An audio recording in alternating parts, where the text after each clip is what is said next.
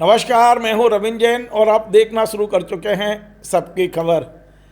आखिर वही हुआ जो सबकी खबर ने लिख कर दे दिया था। आप फेसबुक पेज पर चले जाइए, इंस्टा पर चले जाइए। सबकी खबर ने 24 घंटे पहले घोषणा कर दी थी कि दतिया का चुनाव कांग्रेस जीत सकती है और अब से कुछ देर पहले फाइनल रिजल्ट आ गया है। दिन भर से ऊपर नीचे चल रहा था। कांग्रेस ने एक लंबी बढ़त बना ली थी 12,000 की।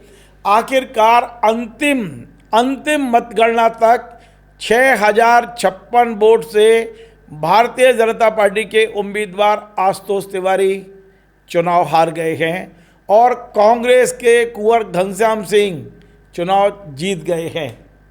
अब दतिया चुनाव एक सामान्य चीज़ नहीं है। ये उपचुनाव कई संदेश लिए हुए था, क्योंकि इसमें नरोत्तम मिश्रा का टिकट कटना था। नरोत्तम मिश्रा की भूमिका को लेकर कई तरह की चर्चा थी। आपको पता है भारतीय जनता पार्टी के सारे पदाधिकारियों ने इस्तीफे दिए थे। आपको पता है कि हाईवे 11 घंटे जाम रहा। आपको पता है नरोत्तम मिश्रा ने साफ साफ कहा कि कांग्रेस ने बीजेपी कार्यकर्ताओं पर अति करी है। आपको पता है कि नरोत्तम मिश्रा ने साफ साफ कहा कि मैं भूलता नहीं हूँ जो एसपी ने वहाँ किया, मयूर खंडेलवाल ने, मैं भूलता नहीं हूँ। कलेक्टर स्वप्निल जो हैं, वो तमाम सारी बातें हैं। आज हम बहुत सारी चीज़ें बात करने वाले हैं। आखिर इस चुनाव के दूरगामी परिणाम क्या होंगे। इस जो चुनाव परिणाम आया है, क्या दतिया की राजनीति में आशुतोष तिवारी सरवाइव करेंगे या उनका पत्ता पहले उसमें ही कट गया। क्या दतिया की राजनीति नरोत्तम के हाथ में रहेगी या भारतीय जनता पार्टी कुछ नया करेगी। क्या इस पूरे चुनाव का असर भारतीय जनता पार्टी की सरकार और सत्ता पर क्या पड़ेगा। क्या ये चुनाव सिर्फ और सिर्फ बीजेपी इसलिए आ रही है कि दिल्ली में जैन जी ने बहुत बड़ा प्रदर्शन किया था। क्या वाकई देश की युवा शक्ति बीजेपी से खिन्न है, इसलिए ना केवल दतिया बल्कि पटना का, वाकीपुर का भी चुनाव हारे हैं। बहुत सारे मुद्दे हैं। हम सीधे जुड़ रहे हैं वरिष्ठ पत्रकार हमारे मित्र रिजवान अहमद सिद्दीकी जी से और उनसे समझते हैं कि दतिया के चुनाव परिणाम का आखिर आने वाले समय में क्या असर होगा। रिजवान भाई, आपका स्वागत है। सबसे पहला सवाल, दतिया में जीते घनश्याम सिंह है, लेकिन खुशी नरोत्तम मिश्रा के कैंप में दिखाई दे रही है। धन्यवाद रविंद्र भाई। सबसे पहले तो ये देश की बड़ी खबर है दतिया, इसलिए कि प्रदेश ही नहीं पूरे देश में दतिया पर सबकी निगाह थी। और नरोत्तम मिश्रा एक बड़े कद के नेता थे। जब उनकी टिकट कटी तो पूरे देश भर में उसकी चर्चा थी और सब चौंक गए थे, दादो तली उंगली भी दबा ली थी। दूसरा, ये जो नतीजे आए हैं जिसमें ये जीत का जो आंकड़ा है, ये एक संजोग ही है, लेकिन जैसा कि आप जिक्र कर रहे थे उसमें आखिरी में 56 है। तो वो 56 इंच का सीना, वो 56 और हार जाए जी, वो 56 भी देश को याद आ गया। और इस टिकट के निर्णय में देश के प्रधानमंत्री का ही नाम आया था कि देश के प्रधानमंत्री की इच्छा से ये निर्णय हुआ। फिर जैन जी का जो आंदोलन है, ये इसने लंबे समय तक पूरे देश की चर्चा को ही बदल दिया और आज भी वो चर्चा है। प्रधानमंत्री बाकायदा इंस्टाग्राम में अपनी वीडियो प्रेषित भी करते हैं, माफ़ भी कर देते हैं। वो सोचते हैं कि माफ़ कर दें, इस तरह की बात, उस पर भी बहुत तरह की प्रतिक्रिया हुई। रविंद्र भाई, ये जो दो चुनाव, एक भारतीय जनता पार्टी के राष्ट्रीय अध्यक्ष की जो सीट है उससे भारतीय जनता पार्टी चुनाव हार गई और भारतीय जनता पार्टी का वो विश्वस्त नेता जिसको पूरे देश भर में भारतीय जनता पार्टी चुनाव में लगाते, जिसका बड़ा अनुभव है और जिसका बड़ा नाम भी है और उसकी टीआरपी भी बहुत है, ग्लैमर है, उसकी सीट, दोनों सीटें भारतीय जनता पार्टी चुनाव हार गई। हारने के बहुत ढेर सारे मायने होते हैं। हम जिक्र कर रहे थे पहले भी, अभी हमने इस प्रोग्राम के पहले भी हम जिक्र कर रहे थे, हम लाइव थे। आपने एक बहुत दुस्साहस कहूँगा मैं, इसलिए कि चूँकि हमारे पास कोई ऐसी टीम तो है नहीं, हम कोई बहुत सेफोलॉजिस्ट भी नहीं हैं, लेकिन आपने कल ही अपने वॉल पर भी और सबकी खबर के वॉल पर भी लिखा था कि कांग्रेस चुनाव जीतेगी। मुझे दिख रहा था जजमान भाई, मुझे दिख रहा था जी। दीवार पे लिखी हुई इबारत यदि कोई नहीं पढ़ सकता है तो फिर मैं क्या कहूँगा। मुझे दिख रहा था, आपने मने भी किया इसको हटा दो, पर मैंने कहा नहीं, मुझे दिख रहा है कि दतिया चुनाव बीजेपी लूज कर रही है। जी, चूंकि हमारे लिखने पढ़ने से कोई बहुत फर्क नहीं पड़ने वाला था, इसलिए कि चुनाव नहीं, यदि आज बीजेपी जीतती तो मैं माफी मांगता। नहीं, वो भी नहीं मैं अपने अपने उसके नहीं, लिए, क्योंकि मुझे जो दिख रहा था, हो सकता है मेरे आंकलन में कुछ कमी रह जाती। नतीजों पर कोई असर नहीं पड़ता हमारे इस लिखने पढ़ने से। लेकिन हमने एक चीज़ और की, चर्चा की हमने, तो हमने कहा था कि बसई जो है वो भारतीय जनता पार्टी को फ़ायदा पहुंचाएगा, और आखिरी में नतीजे में वो 6-7 हज़ार की जो लीड बहुत लंबी लीड हुई बसई से। आप शुरू से कह रहे थे। हाँ बिल्कुल, और मैं 3000 के आसपास का अनुमान लगा रहा था, लेकिन यहाँ तो लगभग 6000 के आसपास का, 5500 के आसपास का बसई। और एक चौंकाने वाली बात इसमें यह भी है कि पिछले जब चुनाव में 2023 के चुनाव में डॉक्टर नरोत्तम मिश्रा इस क्षेत्र से पीछे थे, पिछड़ गए थे। उनके पिछड़ने के कारणों में बसई भी था। इस बार बसई को अब हम जादू कहें या जो चुनाव के बहुत तरह के साम दाम आपने ध्यान दो, अपन लोग भी गए थे जी। बसई में। अपने पहुंचने से एक दिन पहले सीएम पहुंचे थे जी, मोहन यादव जी। बाद में फिर मोहन यादव जी ने शहर में रोड शो किया था, लेकिन बसई में सबसे ज़्यादा जो प्रभावित किया था वो शिवराज सिंह चौहान की सभा थी। उनकी सभा की बड़ी चर्चा थी। मामा ने बड़े चुटीले अंदाज में वहाँ पर सभा की थी, यदि आपको याद हो। प्रहलाद पटेल उनके साथ थे। तो बसई तो पूरी तरह प्रो बीजेपी हो गई थी वहाँ, जो इलाका है दतिया का। रविंद्र भाई, मैं नहीं मानता कि मध्य प्रदेश का कोई भी नेता इतना जादूगर है कि वो पूरी चीज़ें ऐसे पलटा दे, चाहे वो शिवराज सिंह चौहान जी ही क्यों ना हो। और आपको याद होगा कांग्रेस तो के पलटाए नहीं पलटाए कांग्रेस के लेकिन बसई प्रो बीजेपी तो हो गई थी। हाँ, कांग्रेस के कैंडिडेट ने शिकायत की थी। आप घनश्याम सिंह जी ने अपने कैमरे पे भी, कैमरे पे भी उन्होंने कि आंगनवाड़ी के लोगों को ले गए, बसों से भर के ले गए, इतने लोगों को ले गए, ऐसा ले गए, वैसा ले गए। मुख्यमंत्री की सभा से संबंधित उन्होंने बात की थी। और बसई को लेकर बहुत तरह की चर्चाएं होती रही हैं। बसई जो है, उस भौगोलिक रूप से अगर हम बसई देखें तो उसमें घूम के जाना पड़ता है। ललितपुर के रोड से घूम के जाना पड़ता है। ये भी बबीना से आगे पड़ता है। किस तरह का परसीमन किया जिसने भी सोचा कि एक विधानसभा का पूरा यूपी घूम के फिर जाओ, तब उस विधानसभा में पहुंचते हैं। दतिया के एक क्षेत्र में जाने के लिए पहले यूपी में जाना, पूरे यूपी घूम के जाना पड़ता है। तो वो अलग तरह की परिस्थितियां थी। मैं आपका भी जैसे जिक्र कर रहा था, साम दाम दंडभेद, इस तरह की बहुत तरह की चीज़ों की चर्चाएं हम लोगों के पास तक आई थी। इसीलिए हम बहुत पुख्ता आधार पर इस तरह की बातें कर रहे थे। रविंद्र भाई, आप पूछ रहे थे कि आशुतोष तिवारी का क्या होगा और डॉक्टर नरोत्तम मिश्रा का क्या होगा। तो ये तो पार्टी तय करेगी उसको क्या करना है। अपनी इस हार से वो कोई सबक लेगी या अपनी हार से वो खिसियाहट स्पष्ट करेगी, वो तो पार्टी को तय करना है।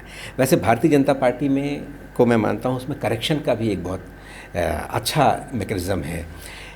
मुख्यमंत्री डॉक्टर मोहन यादव के रिजीम में ये दूसरा चुनाव और दूसरा प्रभावशाली क्षेत्र जो रहा है। एक तो मंत्री ही हार गए थे और रामनिवास रावत, और दूसरा ये चुनाव एक बड़े दिग्गज नेता का क्षेत्र जिनमें उनकी टिकट काट दी गई, और एक और ऐसा नेता जो उभर रहा था जिसमें संगठन का तो जिसका बड़ा अनुभव भी है। तो अब पार्टी अपनी चीज़ों में करेक्शन करती है, तो हो सकता है डॉक्टर नरोत्तम मिश्रा को उन चीज़ों की जिम्मेदारियां नए सिरे से सौंपे। और यदि उसको लगता है कि अब एक नया नेता तो आगे उसने बढ़ा दिया है, हो सकता है। इसलिए कि आशुतोष तिवारी के साथ जब हम लोग गए थे तो उनके स्थानीय होने पर बहुत सवाल खड़े हो रहे थे कि वो उस विधानसभा के नहीं है। डॉक्टर नरोत्तम मिश्रा के साथ भी पहले यही था कि वो उस विधानसभा के नहीं है। इस बार तो उनकी जो अपनी पोलिंग है उसकी भी खूब चर्चा है मीडिया में कि वो अपनी पोलिंग, उनकी जिस पोलिंग में उनका नाम दर्ज है 27 वोट से हारे, वहाँ भी पोलिंग हार गए, भारतीय जनता पार्टी हार गई। ये अलग बात है कि उस पोलिंग से उनका कितना नाता है, ये अलग बात है, इसलिए कि उन्होंने वहाँ घर बना लिया। घर तो उनका डबरा में है, लेकिन वहाँ से भी वो चुनाव हारे। राजन भारती का जो क्षेत्र है वहाँ से कांग्रेस जीती। तो पूरे शहर हमेशा बीजेपी को फ़ायदा पहुंचाने वाला क्षेत्र होता है, लेकिन इस बार उल्टा हुआ है। लगभग 10,000 से भी ज़्यादा वोटों से शहर से बीजेपी हार गई, पिछड़ गई थी। और बसई नहीं पहुंचता तो बहुत ज़्यादा अंतर हो जाता है इन चीज़ों का। तो रविंद्र भाई, इसकी पार्टी को समीक्षा करनी चाहिए। बांकीपुर क्यों हार गए, दतिया क्यों हार गए। और मैं एक बात और आपको बताना चाहता हूँ कि जितने भी लोगों ने भारतीय जनता पार्टी के वो जो देवतुल्य कार्यकर्ता हैं, उनसे लेकर जो भारतीय जनता पार्टी के मझौले स्तर के नेता हैं, नई पीढ़ी के जो नेता हैं और जो दिग्गज नेता हैं, मेरी जिनसे भी बात हुई, किसी ने, चूँकि हम पर विश्वास बहुत लोग करते हैं, तो किसी ने तो खुले ज़बान पर कहा, किसी ने दबी ज़बान पर कहा, कुछ लोगों ने तो मुझे ये भी कहा कि 200 किलोमीटर दूर है जंतर मंतर दतिया से, इसका भी असर होगा। तो ये जो बातें हैं, मेरा कहने का लबोलबाब ये है कि भारतीय जनता पार्टी का जो ज़्यादातर कैडर है या जो ज़्यादातर नेता हैं या जो कार्यकर्ता हैं, वो दतिया में इसी तरह के रिज़ल्ट की उम्मीद करते थे। उनकी अपेक्षा ये थी कि ऐसे रिज़ल्ट आए। हो सकता है वो अब देखिए, आप और मैं गए थे जी, और हमने और आपने एक बात देखी थी, लोकल कार्यकर्ता घर से नहीं निकल रहा था। लोकल कार्यकर्ता, और ये बात अपन ने वहाँ बताई भी थी हमको लोकल कार्यकर्ता, बीजेपी का लोकल कार्यकर्ता, हालांकि कांग्रेस का भी बहुत एक्टिव हो, ऐसा नहीं था, लेकिन लोकल कार्यकर्ता घर से नहीं निकल रहा था, ये आपने देखा था। और सबसे बड़ी बात कि वहाँ पर भारतीय जनता पार्टी का जो चुनाव लड़ने वाले थे वो सब बाहर ही थे, सब ने बाहर से आगे लड़ा। तो वो 2 दिन पहले सबको रवाना कर दिया जाता है। अब वो जो 2 दिन बचे लास्ट के, मुझे लग रहा है बूथ मैनेजमेंट भी उतना अच्छा हो नहीं पाया इनका। रविंद्र भाई, हमने पिछले हम अभी तक ये कहते थे कि भारतीय जनता पार्टी बूथ पे चुनाव लड़ती है। आपको याद है घनश्याम सिंह जी ने कहा कि आप चिंता मत करो, इस बार हमारा बूथ भी मजबूत है। हाँ, सुनामी है, सुनामी कहा था उन्होंने, सुनामी का जिक्र किया, बिल्कुल कहा था। हमने जिस दिन वोटिंग हो जाने के बाद हमने चर्चा की थी रविंद्र भाई, तब भी हम ये चर्चा कर रहे थे कि भारतीय जनता पार्टी आपस में चुनाव लड़ रही थी, एक दूसरे पर विश्वास नहीं कर रही थी, एक दूसरे तो ये स्थिति तो भी कांग्रेस में भी थी। एक कांग्रेस में राजेंद्र भारती को एक दिन पहले निकाल ही दिया। राजेंद्र भारती पूरी तरह से, उनका तो कांग्रेस प्रत्याशी ने आरोप लगाया कि इसने पैसे ले लिए थे बीजेपी से, उनको तो पार्टी से निकाल भी दिया। भारतीय जनता पार्टी और कांग्रेस में यही अंतर है। कांग्रेस तो एक गुट को मिलता है तो दूसरा गुट यही करता है, वो तो एक उसकी पहचान ही है।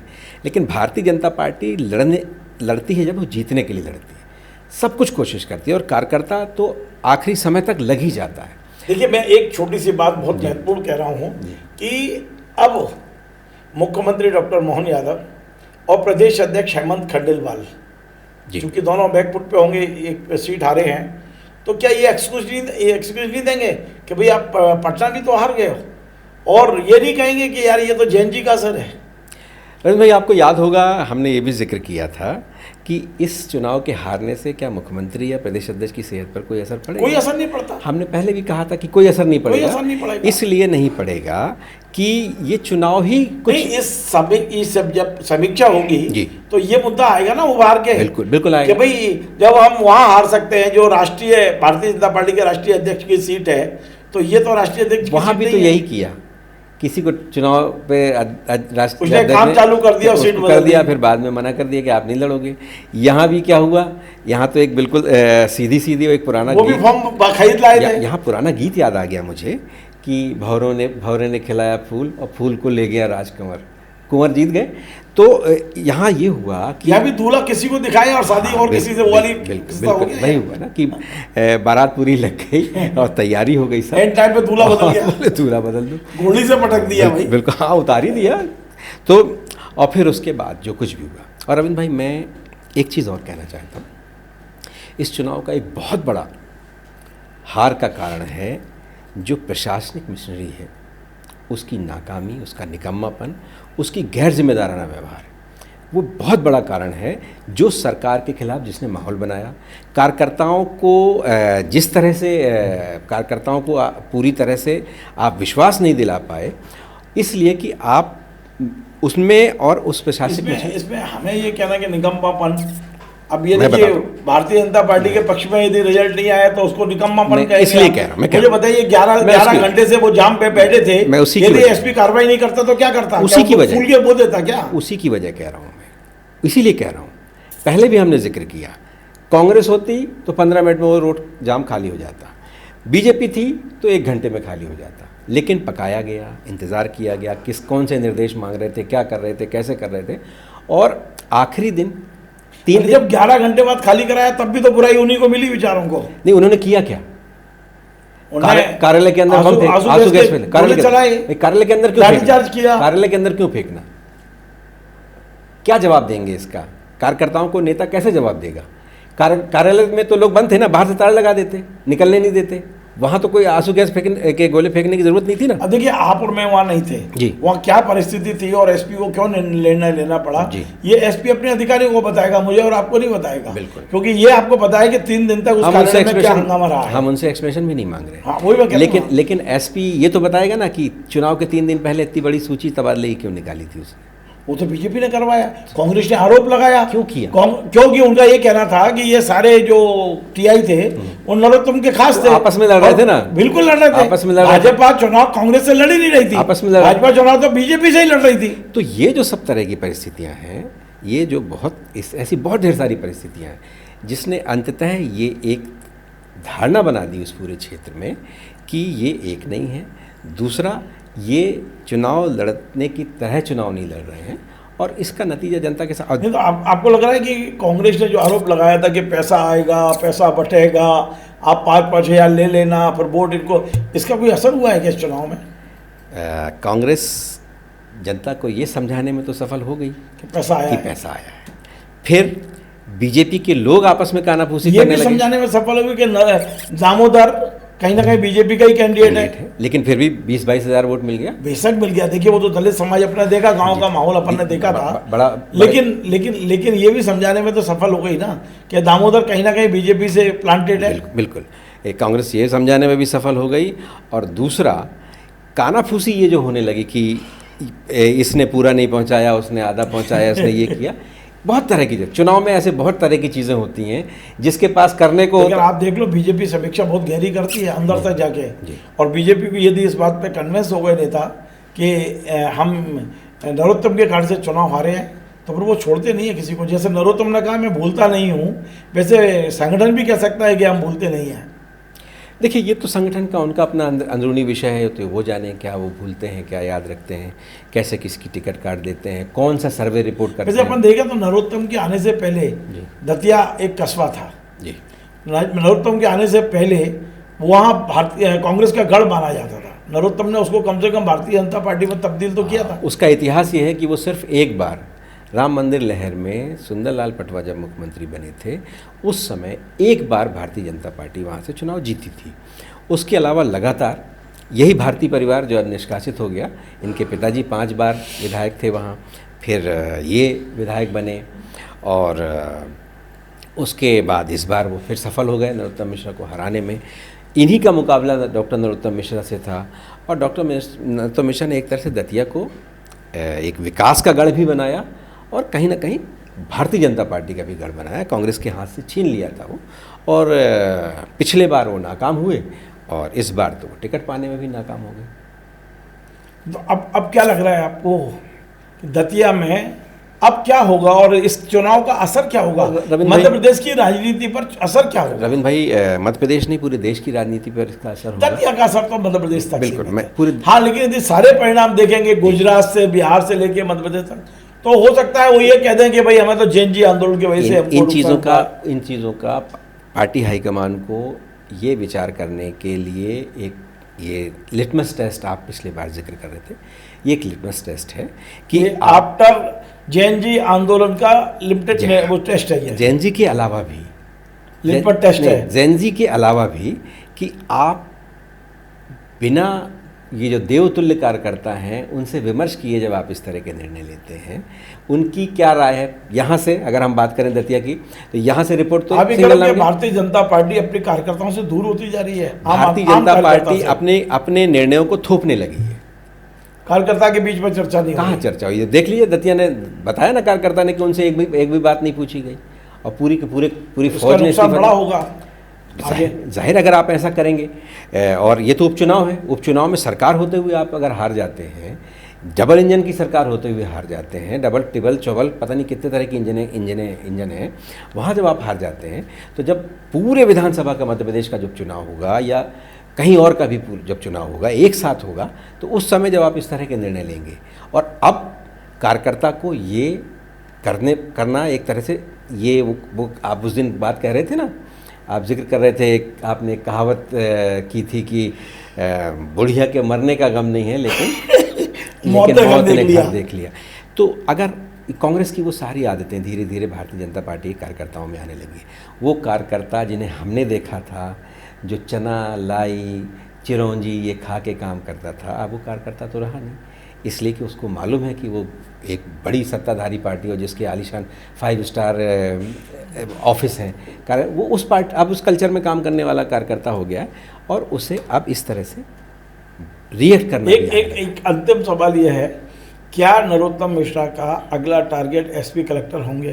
क्योंकि उन्होंने चुनाव से पहले कहा था मैं भूलता नहीं हूँ, और यदि टारगेट होंगे तो क्या मोहन यादव जी आसानी से उनको हटा देंगे? अब मोहन यादव इसलिए भी हटा सकते हैं कि चुनाव हार गए हैं। रविंद्र भाई, अभी तो सवाल ये है कि क्या नरोत्तम मिश्रा अगला टारगेट होंगे मुख्यमंत्री के? ये भी तो एक सवाल है कि नरोत्तम मिश्रा से, वैसे आशुतोष तिवारी को कल तक मैंने उनका भाषण सुना कि मेरे बड़े भाई हैं, मेरे संरक्षक हैं, मेरे ये हैं, उन्होंने बहुत मदद की है मेरी चुनाव में, कल तक मैंने सुना है। जिस तरह से कुंवर घनश्याम सिंह राजेंद्र भारती के खिलाफ शिकायत कर रहे हैं, आशुतोष ने तो ऐसा नहीं किया है, लेकिन अब पार्टी है, उसका अपना मैकेनिज्म है, अपना तरीका है, अपनी सोच है, वो कैसे करते हैं, क्या करते हैं। और हम लोगों ने सबसे ज़्यादा भीड़ नरोत्तम मिश्रा के साथ ही देखी थी, चुनाव कैंपेन में भी, उनके आवास पर भी हमने देखी थी, और वो चुनाव पर काम कर रहे थे, उनके लोग भी काम कर रहे थे, लेकिन बाहर से बुलाए हुए लोग ज़्यादा दिख रहे थे हमें, बाहर की गाड़ियाँ बहुत अधिक संख्या में दिख रही थी।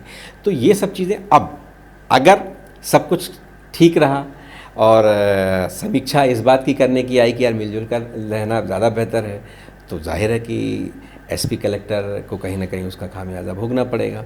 और वैसे भी एसपी, ख़ास तौर से एसपी तो बड़े यंग हैं, बहुत ही, और भोपाल से गए, अभी गए, भोपाल से गए, भोपाल में भी उनके बारे में बहुत ढेर सारी चर्चाएं हैं, तो अभी भोपाल से वो गए हैं, और थोड़ा एरोगेंसी है उनमें बहुत। और जो आप फिर कह रहे थे कि उनकी क्या गलती है, लेकिन जो 1 घंटे में चीज़ें वो ठीक कर सकते थे, उन्होंने 1 घंटे में ठीक नहीं की थी।